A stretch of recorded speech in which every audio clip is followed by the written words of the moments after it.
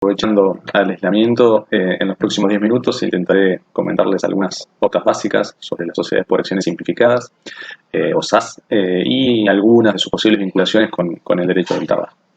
El tiempo es muy breve, para quien tenga mayor interés en el tema puede contar algunos desarrollos adicionales en el artículo que hemos escrito junto al doctor Gustavo Esparza y que fue publicado por El Derecho en los diarios de los días 15 y 16 de abril de este año. Bien, la ley 27349, titulada de apoyo al capital emprendedor y publicada en el boletín oficial el día 17 de abril de 2017, ¿sí? Creó un nuevo tipo societario, con características que lo hacen realmente un híbrido, ¿sí? Y con fuertes pretensiones de autonomía, tanto respecto de la Ley General de Sociedades como del Código Civil y Comercial de la Nación. Realmente, de manera solapada, podría decirse que se llevó adelante una verdadera revolución del derecho societario argentino. ¿Por qué digo esto? Bueno, trataré de justificarlo marcándoles algunas de las características relevantes del nuevo tipo societario, ¿sí? Especialmente en base a su regulación legal, y sin perjuicio de aclarar que en el ámbito de la Inspección General de Justicia, a partir del dictado de la Resolución 9 del 2020, algunas de estas cuestiones se han visto morigeradas, ¿sí? Bueno, vamos a esas características. En primer lugar, si se utiliza el modelo o el tipo de contrato constitutivo modelo que proveen del propio organismo registral, la SAS puede constituirse en un plazo de entre 24 y 48 horas y ya contar no solo con la inscripción, sino también con el otorgamiento de la PIB y eventualmente incluso con una cuenta bancaria abierta, ¿sí? Esto realmente es una modificación muy relevante para lo que es la práctica societaria habitual, ¿sí? Que viene de la mano de la simplificación de los trámites y de su digitalización, y que ya se está expandiendo incluso a otros tipos societarios. En segundo término, la SAS puede ser constituida tanto por personas humanas o jurídicas, y no hay un límite legal respecto de la cantidad de SAS que una persona puede constituir. Estas circunstancias, junto con lo que vamos a ver en el punto siguiente, hace que realmente las posibilidades de fraccionar el patrimonio sean realmente muy elevadas, ¿sí? Entonces, como tercera característica y vinculada con la anterior, la SAS puede ser unipersonal, ¿sí? Una sola persona humana puede constituir una SAS, ¿sí? O, desde el otro extremo, tener una cantidad ilimitada de socios, ¿sí? Si bien la ley 27349 mantiene la noción de capital social, lo cierto es que la priva de todo sentido y utilidad, porque fija un capital mínimo irrisorio que equivale a 2 salarios mínimos vitales y móviles. Esto es muy importante porque la SAS limita la responsabilidad de sus socios a los aportes comprometidos por estos. Otra de las características es que la SAS no tiene límite máximo, a diferencia de lo que ocurre en alguna otra legislación de otros países, ¿sí? No tiene límite máximo ni de capital, ni de patrimonio, ni de ingresos, ¿sí? Pueden tener un objeto múltiple y muy amplio, ¿sí? No tiene exigencia de control interno, o sea, sindicatura ni externo, estatal, cualquiera sea la magnitud de la SAS, ¿sí? Y, a excepción de la figura del administrador de hecho, que prevé el artículo 52 de la ley 27349, no tiene ninguna protección específica hacia los terceros ni prevención del fraude, ¿sí? Como últimas dos características, las SAS otorgan muy amplias facultades para que sea la autonomía de la voluntad de los socios los que establezcan cómo va a ser la organización interna de la sociedad, ¿sí? Y por último, permite que cualquier sociedad comercial, dentro de los tipos comunes de la Ley General de Sociedades, pueda transformarse en una SAS. En definitiva, lo que se busca es crear, de una manera muy simple y rápida, una persona jurídica que limita fuertemente la responsabilidad de sus integrantes a cambio de aporte de un capital social que puede ser realmente en algunos casos insignificante, y ahí está la gravedad principal de la cuestión. Como vemos, también se promueve fuertemente que los nuevos emprendimientos se realicen a través de una SAS y que incluso los ya existentes se transformen a este nuevo tipo societario, ¿sí? Para advertir la magnitud que esto puede tener, piensen que el autor colombiano Francisco Reyes Villamizar afirma que en Colombia el 95% de las sociedades que se constituyen son SAS y que en un plazo de 10 años, que es lo que tenía de vigencia la ley al momento que escribió esto, había 500.000 de SAS constituidas en ese país. En definitiva, el proyecto es que los tipos societarios de la Ley General de Sociedades vayan cayendo, casi diría, en desuso, salvo para supuestos muy específicos. Entonces, teniendo en cuenta todo esto, conviene preguntarnos cuál es, o hacia dónde apunta en términos jurídicos e ideológicos esta reforma. Bueno, básicamente imponer pautas fuertemente contrarias a toda regulación estatal, ¿sí? Con el remanido objetivo de reducir los costos transaccionales y aquella siempre prometida liberación de las fuerzas del mercado.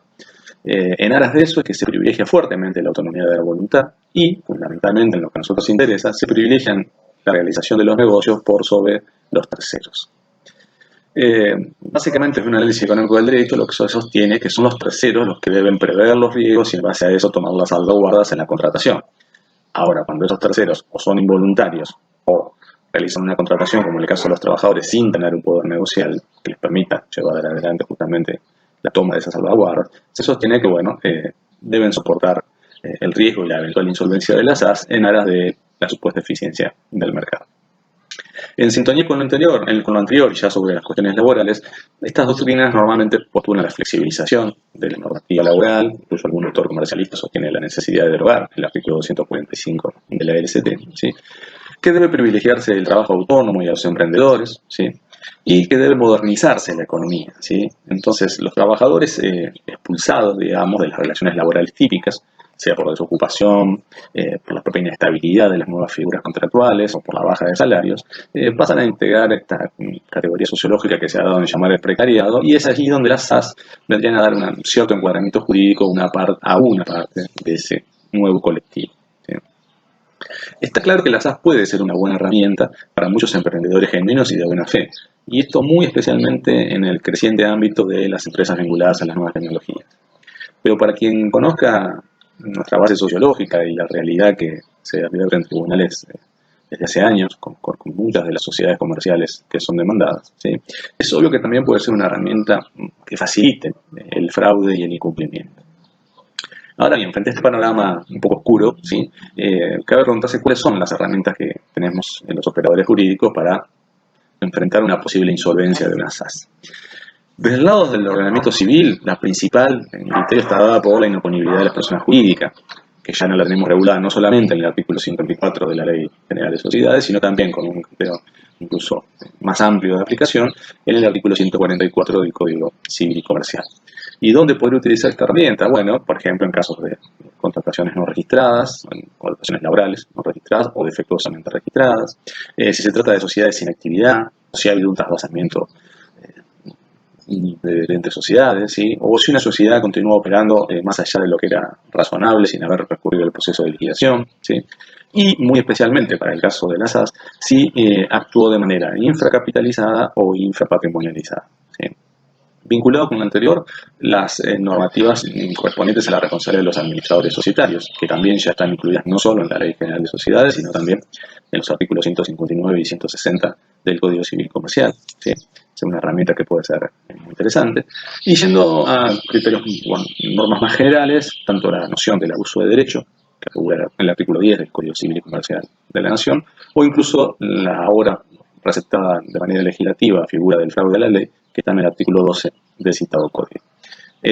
Por último, ya en lo específico que hace la ley 27349, como comenté, la única herramienta disponible, pero que podría ser de utilidad, es la responsabilidad del administrador de hecho, que prevé el artículo 52, segundo párrafo de la Ley de Apoyo al Capital Emprendedor.